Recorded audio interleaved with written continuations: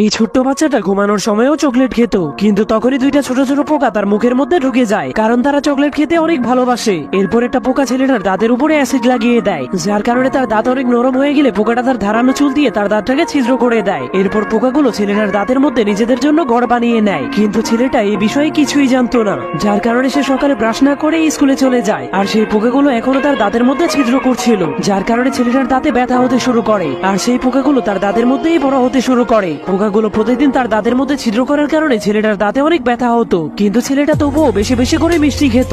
আর পোকাগুলো তার দাঁতের মধ্যে বসে বসে সেই মিষ্টিগুলো খেয়ে অনেক মজা পেত, যার ফলে ছেলেটার দাঁতের ব্যথা অনেক বেশি বেড়ে যায়। যার কারণে সে ব্যথা সহ্য করতে না পেরে একজন ডাক্তারের কাছে চলে যায়। তখন ডাক্তার তার দাঁতের চিকিৎসা করতে শুরু করলে পোকাগুলো ভয় পেয়ে পালাতে শুরু করে দেয়। এরপর ছেলেটা মুখের মধ্যে ওষুধ দিলেই পোকাগুলো তার মুখ থেকে বের হয়ে যায়, কিন্তু পোকাগুলো হার না মেনে তার পরবর্তী টার্গেট খুঁজতে শুরু করে। যে সকল বাচ্চারা দাঁত মাজে না এবং বেশি বেশি করে মিষ্টি খায়, পোকাগুলো তাদের দাঁতের মধ্যেই বাসা বানায়।